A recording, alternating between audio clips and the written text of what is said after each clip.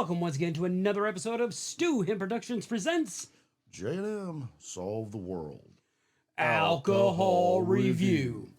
I'm James. And I am Matt, and we are coming to you live from the J&M Bar and Lounge. Get your pull. We have something very special for us tonight.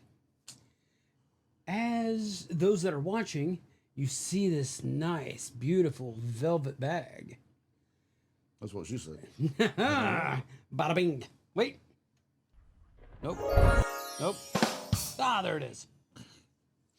Now this was a gift from a really good friend of mine, Brian Skinny Nichols. It is a bottle of Corralejo Reposado Tequila. I don't know if I said that right. Ow, shit. Technical difficulties. There we go. Can you hear me? Yeah, okay.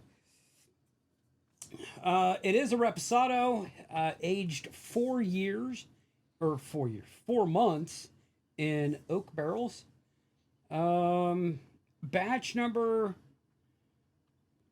415,896. Lot number 25,042,204. Now, yeah, that sounds like a lot. Mm-hmm. But the distillery was established in 1755. Wow. Been there for a minute. Been there for a minute. Yeah. I guarantee you they spoke Spanish. Yeah. And didn't have... It was part of Spain. Yeah. Okay. I think. I don't know. We weren't even a country yet. No. We were just British colonies. Yeah, 1755. Yeah. Mm-hmm. Damn. Shouldn't eat that popcorn. There we go. Child-proof containers. Yeah, no kidding. So not only does it have the cork, but it also has the strip. Oh, that's not fucking regular paper. Son of a bitch. Yeah, definitely child-proof. And some adult-proof, apparently. Yep. Okay. All right, here we go. Nice. Pump. Of course, you always got to smell the cork.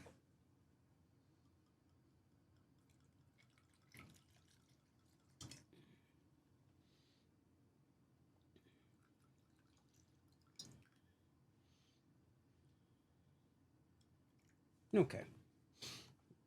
Now, we are going to marry this tequila with, let me see, it'll stand with Havana Honey cigars.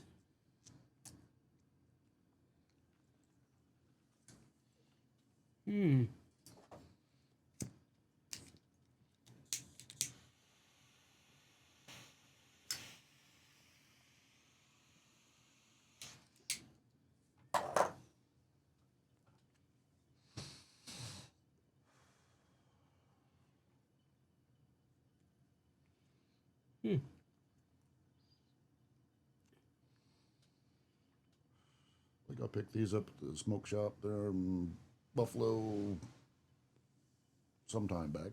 I think so. Well, you know what? A little palate cleanser? Yeah, a little palate cleanser. And can honestly say, first drink we've had today. Yep. Salud.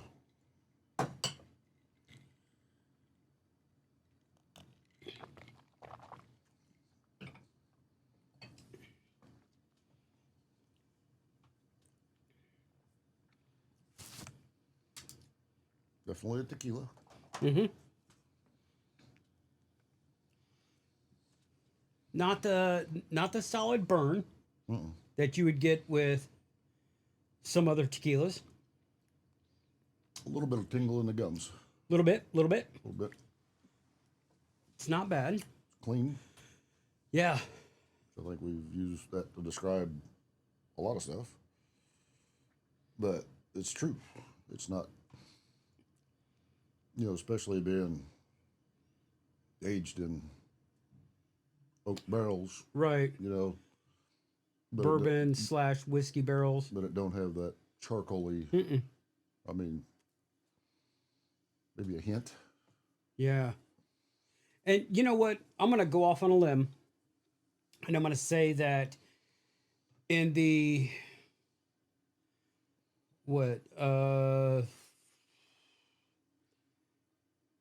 damn, 270 years? Mm-hmm. Is that the right math? 55 to 25. 275. 70, yeah. Yeah. 270 years. I'm going to go off on a limb and say they haven't changed this recipe. Possibly. So, seems like 270 years ago, they knew what the fuck they were doing. Exactly. Back when the only way you was getting this was at a bar and a dirty glass. A saloon. A saloon. Yeah. Yeah. So all these westerns that take place in Southwest, what is now the United States, I'm going to say them drinking whiskey is bullshit. I'm going to say it was tequila. Probably. Of course, we've had this discussion before. Anything over 80 proof is considered whiskey. Unless it's made in Mexico. But I mean, it does a general. Yeah. Yeah. Oh, and this is 40%. So 80 proof. And I think it's pretty good. Because that was probably what when you went into a saloon and said, I need a whiskey, just whatever whiskey they had. Whether it was tequila or if it was a Irish pub, you had an Irish whiskey, I'm sure, or a Scottish pub, you had Scotch. Yeah, but I figure if you walked into a pub in Ireland, you knew you were getting Irish whiskey. Oh, yeah. If I'm you walked into I'm a talking pub, about here in the United States, depending on at that time back in the day, where it'd been settled. I mean, back east, well, you could probably find your Irish pubs and your Scottish pubs. And, in those parts of the city. yeah. And out west. But out west, it's just whatever they got. Yeah. Whatever rot gut they fucking filtered through. I mean, Filtered through saloon girls' panties. Toilet wine from prison probably tastes better than some of the whiskeys they serve. Well, that's, in all the movies, when they order a whiskey and they pour them in a glass and they go, and then they're all going, another one. Yeah. I mean, after 10, it'll have to start tasting good. Right, because even the beer back then, back east they had beer, but it wasn't cold. It was served German style. European style. I'm gonna say Germany drinks more beer than Europe as a whole. Well, the Irish and the English, they like their pints. Oktoberfest. I mean, they got a whole month that's dedicated to getting fucking slobber-knockered. But probably a lot of the early English beer and Irish beer and stuff was probably German beer. Where they learned how to make it during the different Germanic occupations of Great Britain and stuff. Augusta Bush the First was a German immigrant. Adolf Coors. Yeah. Yeah, Pretty sure he wasn't alive during World War II. pretty sure. That'd definitely be a name changing event. Right? Just call me Al. Yeah. Al Coors. Al Coors from Yonkers, New York. Moved to Colorado. Yeah. Oh, well, Johnny Paycheck called the Coors was Colorado Kool-Aid Mm. in a song. God, I can't think of the name of the song, but yeah, I'm like Colorado Kool-Aid. Okay. It was also what the snowman was hauling in the back of his truck. Yep. Banquet beer. Yep. Yeah. Coors east of the Mississippi was illegal. Mm-hmm. Bootlegging, if you will. I remember my brother when he was stationed in South Carolina and we was going down to visit him. Because you could buy Coors here. Yeah. He's like, hey, can you bring me a couple cases of Coors? Because he's probably going to sell it. Oh, yeah. Well, it's the same as, oh, God. Yingling. Mm-hmm. For the longest time, you couldn't get Yingling west of the Mississippi. Right. Or even, hell, I was living in Tennessee when they brought Yingling to Tennessee. Mm. So this is one of the oldest. Right. The oldest breweries. Yeah. Where's its home at? Pennsylvania. Pennsylvania. Yep.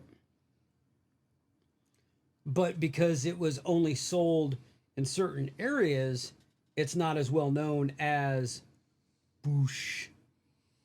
Bud, Coors. Yeah. Milwaukee's worst. Yeah. Or the one beer that got blindside through many a nights of practice, the champagne of beers, which Yep. it's only went up. What did we say? What was it we seen it for? Because we bought 30 packs for what, $9.99? Yep. Back then? Yep. And it was like $14.99 now or something like that? Yeah, it went up $5 in like 30 years. Right. No tariffs. Nope. But you know what? Let's go ahead. Finish her off. Solange. Solange.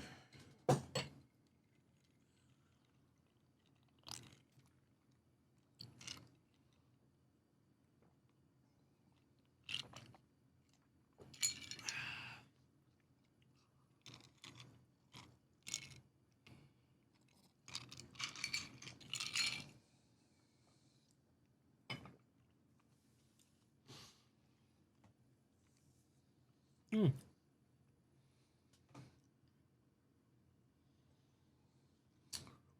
That's, to me, it's another one that's,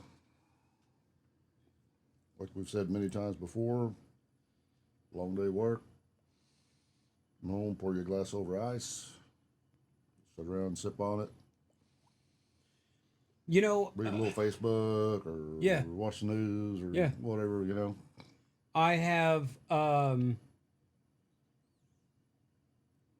here recently I've started not every night, but a couple of nights a week, get home, grab a rocks glass.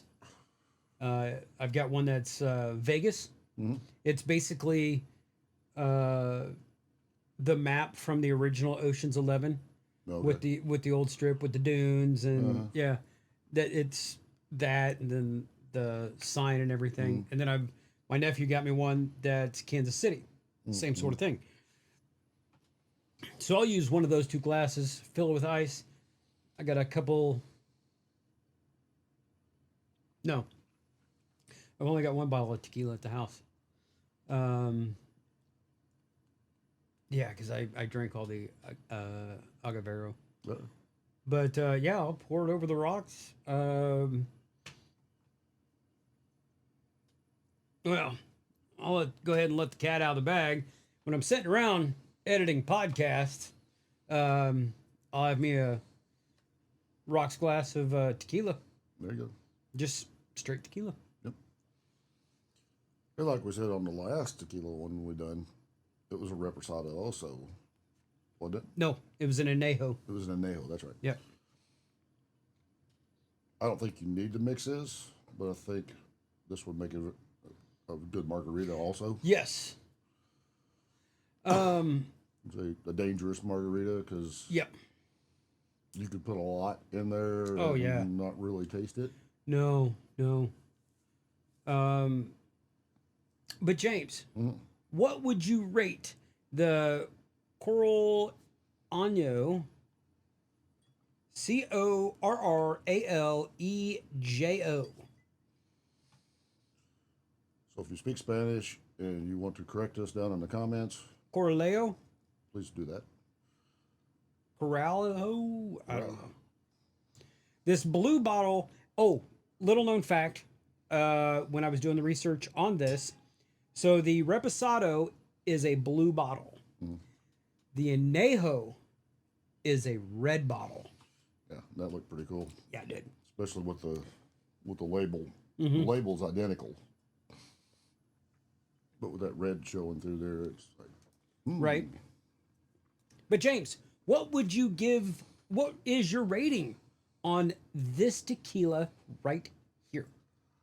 I am going to have to say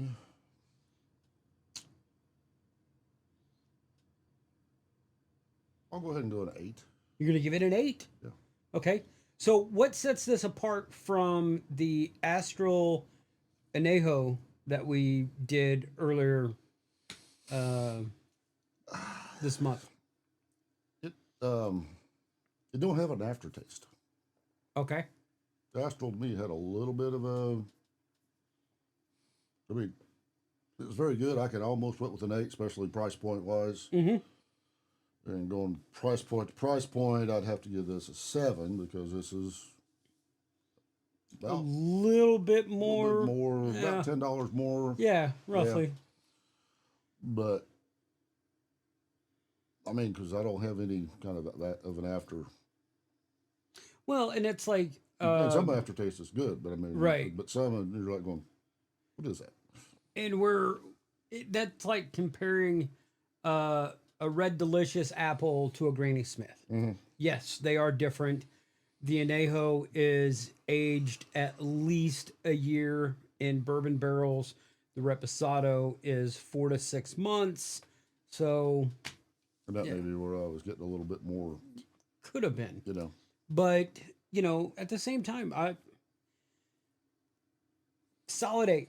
Not a little bit more, a little less. Just 8. Solid 8. I couldn't think about going a 9. No. But I'm like, it's better than a 7. Yes. Number one, that's definitely a bottle I'd have at my dry bar. Up on, on display in the back because, well, it's a cool bottle. And it's not one of those, well, it's a cool bottle, but it tastes like shit. Red rum. Hey, Ryder seemed to like it. He liked it. And I almost bought that bottle I saw in Waynesville just because of nostalgia. We've got a little bit of that left. It's in a Crown bottle with a whole bunch of other leftover stuff. No. It's still down in the freezer down at Mom's. Ugh. I've got to go an 8 as well. So far, in my liking, for me, and I am slowly, and my goal for this season, for the 2026 calendar year, which I almost accomplished it last year. I'm gonna make you a bigger tequila man than you already are. You'll be changing your name to Hames instead of James. It's Jaime. Oh, Jaime. Oh, my bad. Yep. Looks like Jamie, but it's Jaime. Yeah. Found that out in Spanish class. We were picking names, and I find James, and there was two. I thought it said Jamie, because I didn't know they pronounced their J's as H's and all that stuff. And then the other one was, it was Jaime or Diego. I would have went with Diego. I did second semester. Nice. But 16 out of 20, I'm saying it's definitely worth it. I only know what the price point is because we looked it up. I don't know where Skinny got this. Obviously somewhere in Kansas City. But it is really good. And I gotta say, thanks, Skinny. Greatly appreciate it. And I know you're not drinking anymore, but we will definitely enjoy this in your spirit. But Should we pour a little bit more and do it to Skinny? you know what? Let's do a fucking toast. Where are you at there? Okay. Yeah, but just up on the J&M letters a little bit. Well, anyways. All right. To Skinny. To Skinny. Salud. Hello.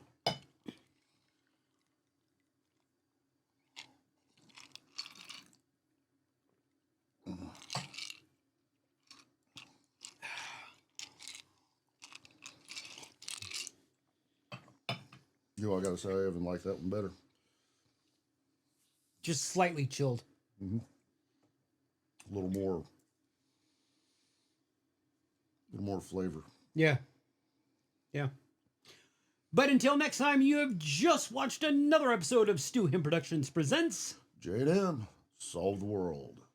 Alcohol Review. I have been James. And I have been Matt. And we have been coming to you live from the J&M Bar and Lounge. We got a pull, so you get a pull. But until next time, you keep one fist in the gold, one foot in the gutter, and we will be seeing you. Peace.